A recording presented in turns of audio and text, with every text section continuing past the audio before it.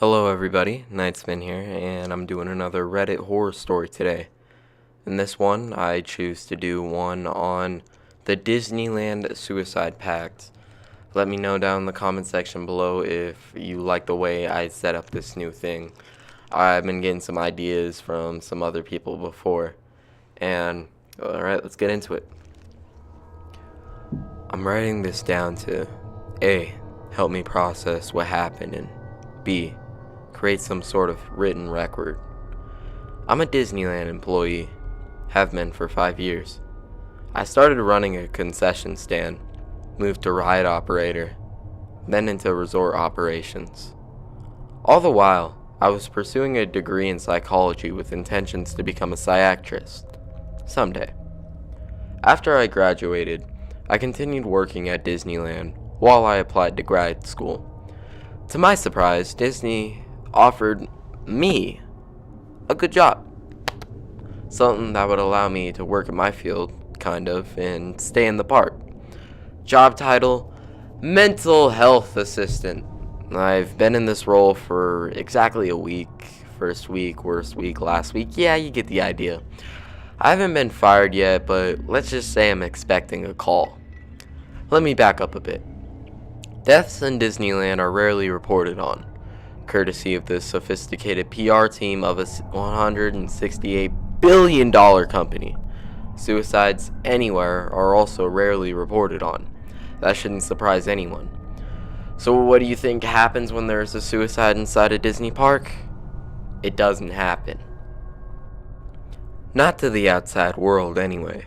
Families of victims, innocent bystanders, or anyone else affected by suicides inside the park generally go away with generous cash offers and thick non-disclosure agreements. A disturbing online community has developed over the past year, a group that encourages its members to kill themselves in Disneyland. It's called the Disneyland Suicide Pact, or DSP for short. Their stated purpose is to serve as a metaphor, to illuminate the stark contrast between the happiest place on earth and the utter horror and darkness of taking your life. A metaphor that people who are happy on the outside can be dead inside. For some, a callback to when they are last happy. I think their actual purpose, though, is to terrorize innocent people, to forever pervert happy childhood memories for the handful of people who happen to see the aftermath before staff cleans up. The suicide have become really more frequent in recent months, leading Disney to create the mental health assistant role. They told me I was the ideal candidate, someone young and hip enough to speak the internet language of the DSP community, someone well versed in the park itself, and someone with a psychology background, however meager that may be. In the 2 weeks preceding my job offer, 4 suicides happened in the park. Kelvin Goodwin took a fistful of pills, then got on the Star Tours ride.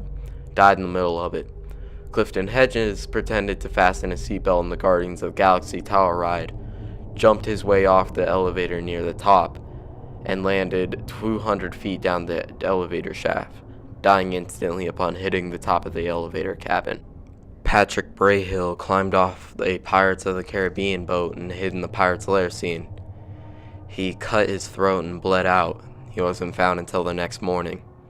Jenny Davis scored an overnight stay in the highly coveted Princess Castle, only to jump to her death in the middle of the night. And I bet you heard none of these. They're not in the news. They're not on listed incidents at Disneyland Park Wikipedia page. They're not on YouTube. They're nowhere. That's the power of Disney PR at work. I'd like to think Disney wants the trend to stop out of the goodness of their hearts, but let's be real. It's all about the bottom line. If the witnesses, patriots, or the victims' families talk too much, despite the non-disclosure agreements and cash settlements, it can have a long-lasting effect on park visits. A $168 billion company can keep a lot of people quiet, but how many? In my first couple of days on the job, I generated a fake online persona for Dave Carrot, a name I thought of driving past a Wendy's, obviously founded by Dave Thomas, and then looking down at my coffee cup, lit and printed with Carrot, creating accounts on Facebook and a few others. Once it was believable enough, I applied for the Disneyland Suicide Pact's online community, appropriately named the Musketeers. I was accepted a day later. To be clear, you don't have to make this suicide pact in order to join the Musketeers.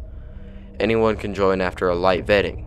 Once you're ready to join the pack, you undergo a heavy vetting, something that Dave Carrot probably wouldn't pass, and are awarded a Mickey Mouse badge that accompanies your username on the site.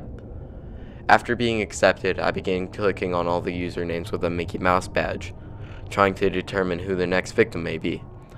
I quickly flagged 4 users as short-term risks, those who talk seriously about suicide in the park and appear to be planning a trip, but one stood out above the rest. Her username was Beauty or Beast. Her profile picture showed a gentle girl with long blonde hair, probably 16 or 17 years old. She was very forthcoming about her life, detailing her reasons why suicide and Disneyland were the ultimate combination. She mentioned the nostalgia of the Haunted Mansion on 3 different occasions. I saw her and others talking extensively about Death Day a couple weeks earlier. Upon a bit more investigation, I discovered that Death Day referred to December 15th, the day Walt Disney died. December 15th was only a few days away. Beauty or Beast mentioned that her family was planning their trip to California during the week of December 15th, and that she may, in fact, be in the park on Death Day. Someone suggested that perhaps the stars have aligned for her. I private messaged her asking what her plans were, saying that I may be in the park for Death Day. She messaged back quickly and said that she wasn't sure, that she didn't want to ruin the day for her family. My heart just broke. I asked if she'd do it in Haunted Mansion. She said she didn't know. Of course she did know. That and so much more. She told me her plan was to push for her family to go to the park on December 14th and then say she's meeting a friend and ditch her family just before the park closing. Really, she'd hide in the park overnight, something that's much easier than people would think, then kill herself right before park opening on Death Day. I knew that the online community was a toxic place for her, that if I could talk to her in person, I could help her. She told me and messaged me when she knew her plans because I might be there too. She told me she would. She said her name was Shay Kane. On the morning of December 14th, I messaged Shay to see what time she was getting to the park. She didn't respond. She had changed her profile pic to a photo of Walt Disney with blacked out eyes. I spent most of the day standing in the security control room, watching turnstile camera feeds. It's common for at-risk kids to change their appearance shortly before committing suicide, especially girls, so she must have slipped through unnoticed because I never saw her come in. I messaged her a few more times, telling her I was in town and that we should meet up, or even meet in the park somewhere. She never responded. Before I went home that night, I showed Shay's picture to the overnight security staff and let them know to keep an eye out. I hardly slept that night. The next morning, I headed to the park at 7 a.m., 2 hours before open. I gave printouts of Shay's picture to the morning security team and then headed to the Haunted Mansion. Disney is very thorough in their security coverage of areas where the patrons are, but not so much of behind the scenes, Disney speak for employee-only areas. That meant I had to physically inspect every room of Haunted Mansion. After a fruitless hour of walking through the eerily empty ride, I continued my search through the rest of the New Orleans Square, then Frontierland. Nothing. About 20 minutes before park opening, I got a call from the security staff. They saw a female similar to the picture I gave them walking around the backside of the Haunted Mansion. I rushed to the ride. I barged into the side employee entrance and immediately started calling Shay's name. This was only a few minutes before park opening, so the ride was now running, music and sound effects and all.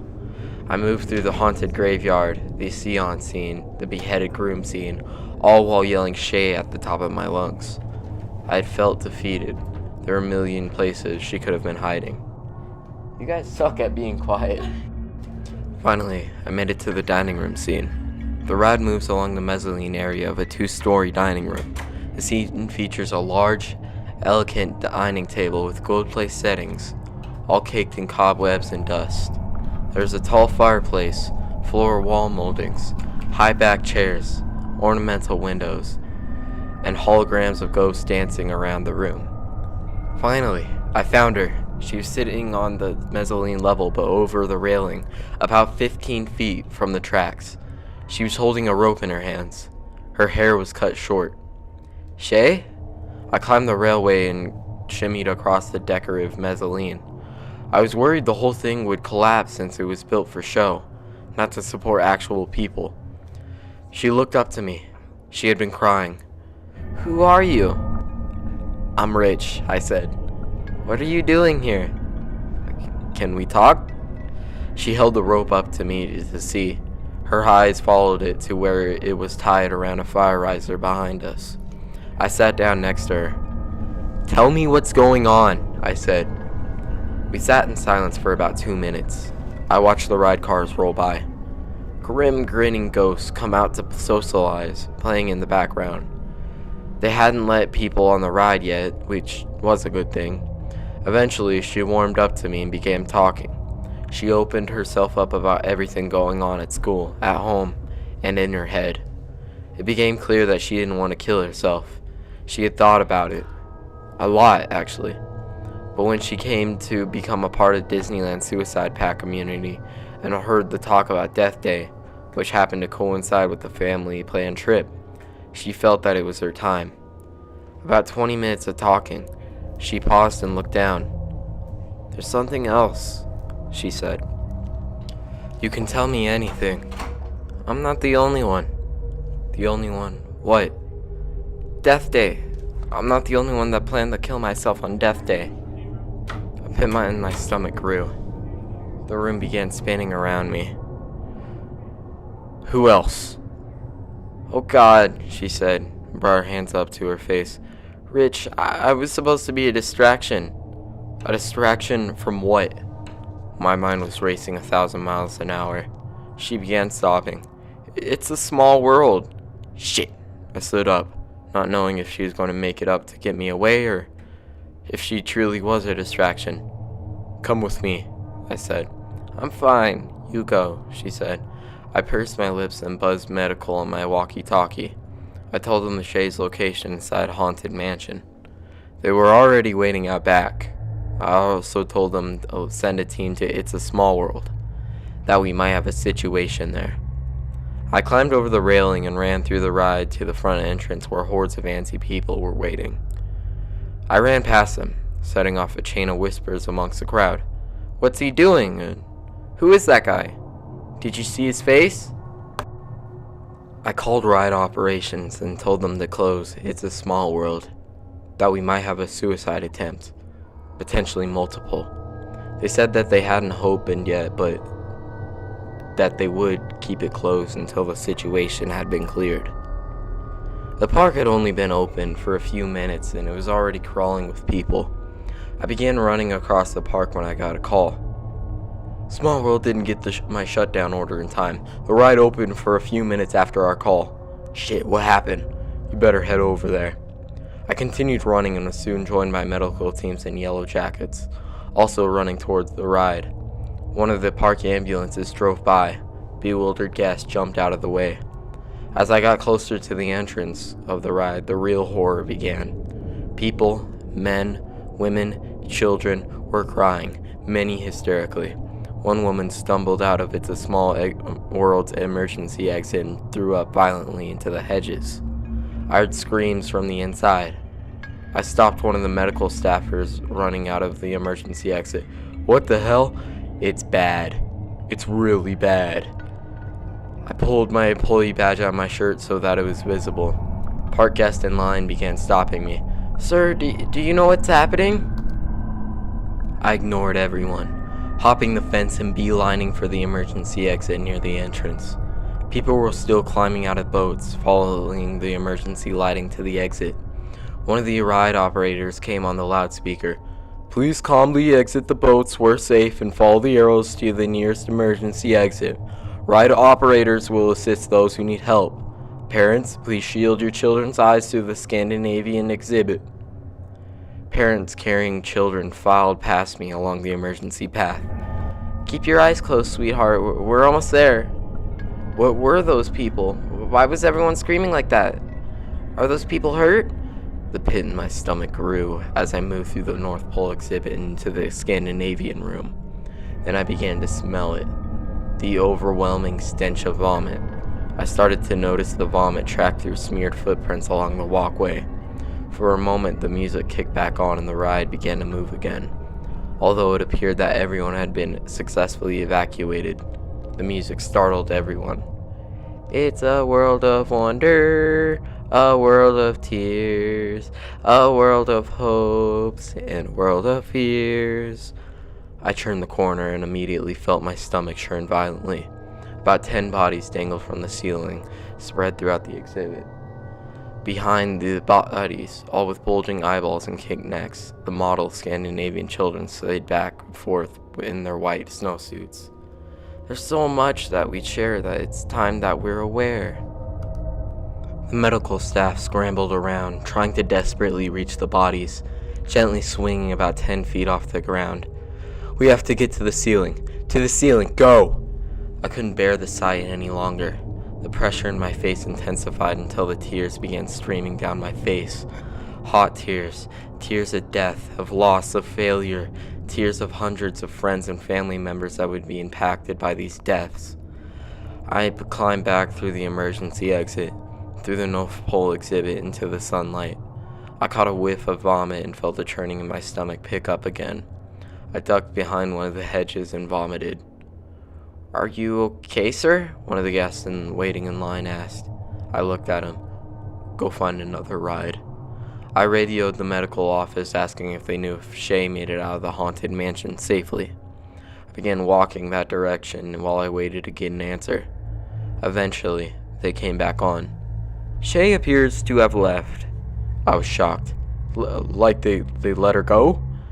"No, she made it back to the medical office and slipped out before she was evaluated." I began running to the medical office near the front of the park. The closer I got to the front gates, the more chaotic it got. Crowds of families were running for the exits. The customer service lines were packed 50 people back, guests demanding refunds, I imagined. Disney is great at covering up incidents in isolation, but when 10 people do this on one of the busiest rides right at opening, that's hard to recover from. The medical office was nearly empty since the death victims had all been taken by ambulance to various hospitals in the Anaheim area. I took a deep breath and looked around. So eerily empty, so void of life. I walked out the back door of the medical office and looked around. I wondered if the pandemonium had spread to the entire park or only those who had seen the ambulance and medical staff running around, and those that saw the direct aftermath of the suicides, of course. I walked along the service road behind Disney City Hall, looking through the fence into the thick bush that lays beyond park boundaries. There stood Shay. She stood about 20 feet behind the fence among the trees and bushes. She saw me and took a step forward. I opened my mouth to speak, and then realized I had no idea what to say. Out of everything I saw that day, Shay's smile is what I think about most often. Was it one of gratitude, a smile that said, "You saved my life," or was it sinister, a smile that said, "I played you for a fool"?